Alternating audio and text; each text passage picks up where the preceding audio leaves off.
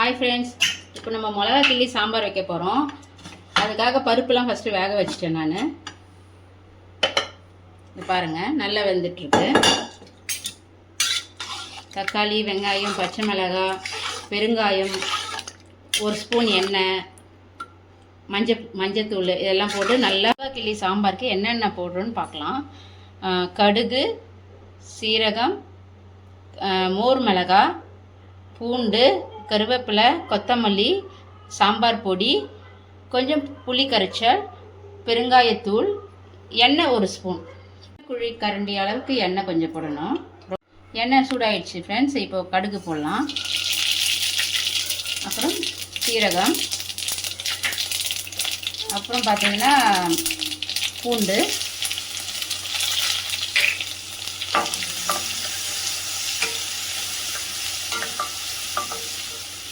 அப்புறம் மோர் மிளகாய், கருவேப்பிலை,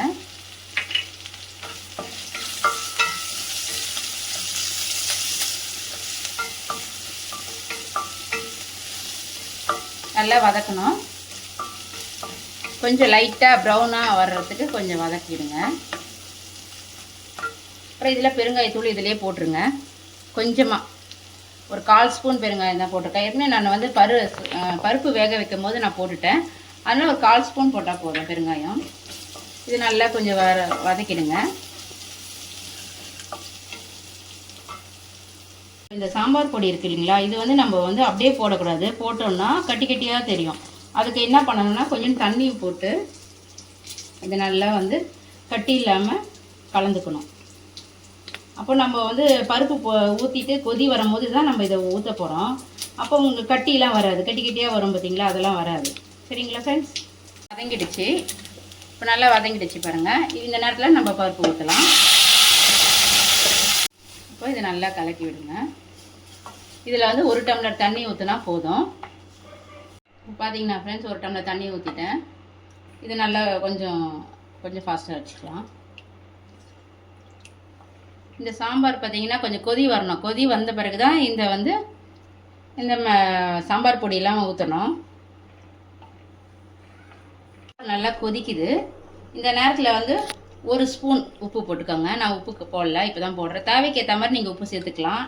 நான் எப்போவுமே கம்மியாக தான் உப்பு சேர்த்துப்பேன்.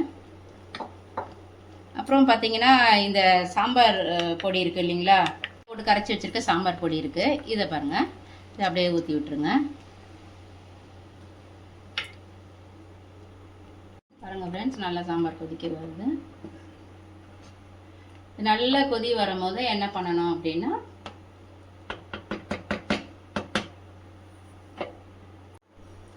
இப்போ நல்லா சாம்பார் கொதிக்க ஆரம்பிச்சிடுச்சு. இப்போ என்னென்னா கொஞ்சம் நெல்லிக்காய் சைஸில் ஒரு புளி, அதை வந்து கரைச்சி வச்சுருக்கேன். இதை வந்து ஊற்றி விட்டுருவோம். கொஞ்சமாக தான் ஊற்றணும். பாருங்கள், இதை ஊற்றிட்டு நல்லா கொதி வரணும். நல்லா கொதி வந்த பிறகு இப்போ சாம்பார் ரெடி ஆகிடுச்சிங்க. மேலே வந்து கொத்தமல்லி தழை கொஞ்சம் அப்படியே தூவி விட்டுருவோம். Okay friends, sambar ready. மிளகா கிள்ளி சாம்பார் ரெடி ஆகிடுச்சு. இதை வந்து நீங்கள் எல்லாம் ட்ரை பண்ணி பாருங்கள். எப்படி இருக்குன்னு எனக்கு கமெண்ட் பண்ணுங்கள். லைக் பண்ணுங்கள், ஷேர் பண்ணுங்கள், கமெண்ட் பண்ணுங்கள், சப்ஸ்கிரைபர் பண்ணுங்கள்.